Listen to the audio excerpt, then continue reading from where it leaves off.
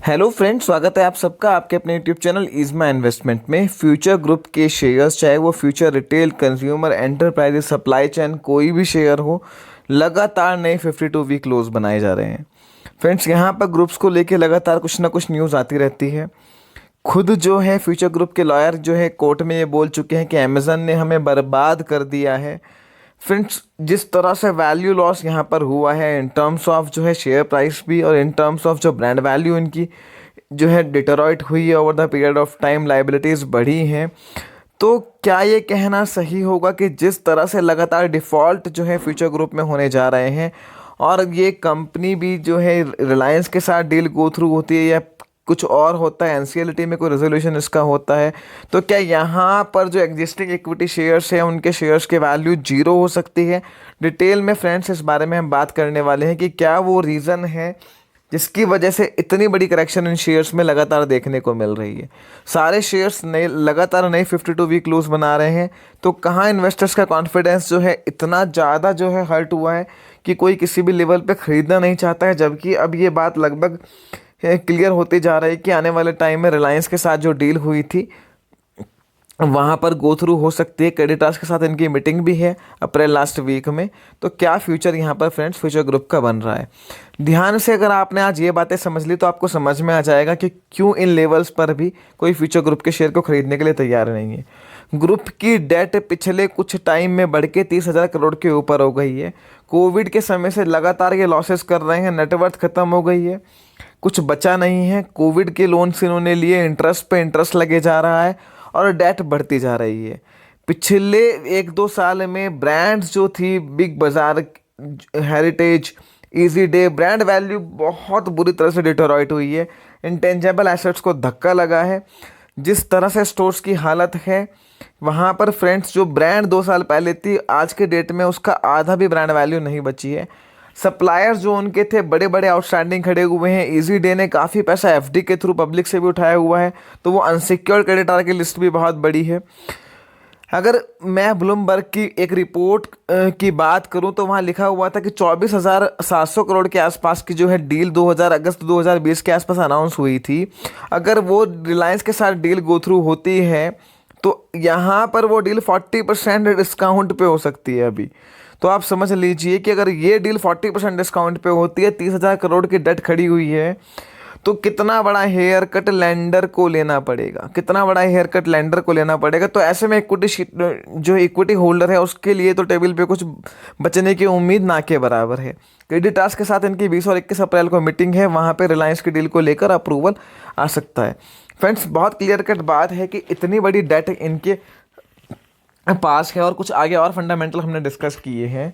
तो यहाँ पर जो अनसिक्योर्ड क्रेडिटर हैं उनको ही कुछ मिले उसके चांसेस ना के बराबर हैं। तो इक्विटी शेयर होल्डर्स का तो कोई नंबर ही नहीं आता है।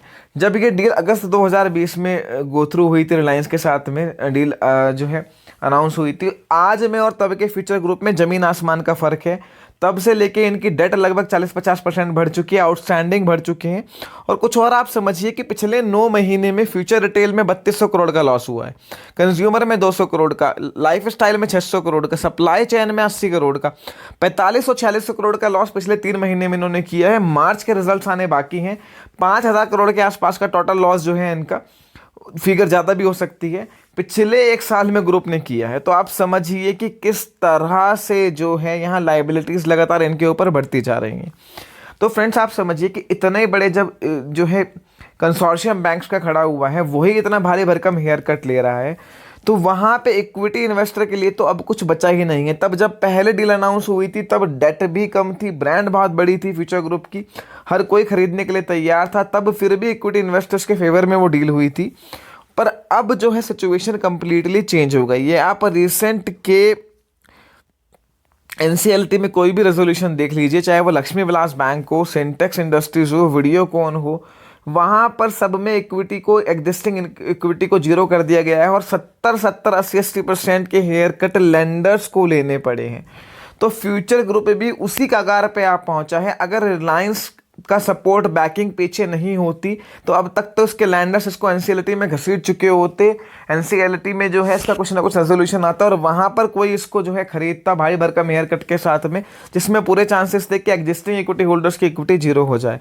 पर ऑलरेडी एक डील इनके हाथ में है जिसको लेके कोर्ट में विवाद चल रहा है, तो उसके वजह से जो है अभी बैकिंग है। उस रिलायंस का नाम इतना बड़ा है कि जिसकी वजह से अभी जो है आईबीसी में जो है इनका केस नहीं पहुंचा है। पर काफ़ी सारे लैंडर्स ऑलरेडी एनसीएलटी में ले जाने की बात कर ही रहे हैं। रिलायंस की बैकिंग है। अभी एनसीएलटी ने जो है रिसेंट में इनको गो थ्रू दिया था कि लैंडर्स के साथ मीटिंग कन्वे कर सकते हैं और वहाँ पर रिलायंस की डील गो थ्रू होती है। तो देखना होगा किस तरह के आउटकम निकल के आते हैं। पर फ्रेंड्स, इस सारी सिचुएशन में करंट में इक्विटी इन्वेस्टर एक सबसे बड़ा जो है लॉस मेकर हो सकता है। उसके हाथ में कुछ आए उसके चांसेस ना के बराबर मुझे लगते हैं। पर डील ऑलरेडी पहले से अनाउंस है, तो ये कहना तो बहुत जल्दबाजी होगी कि एग्जिस्टिंग इक्विटी को जीरो कर दिया जाए या कुछ इस तरह की डील आए। उसके चांसेस मुझे थोड़े से कम लगते हैं करंट सिचुएशन को देखते हुए। पर फिर भी इक्विटी इन्वेस्टर्स को कोई बहुत ज़्यादा मिलने वाला नहीं है।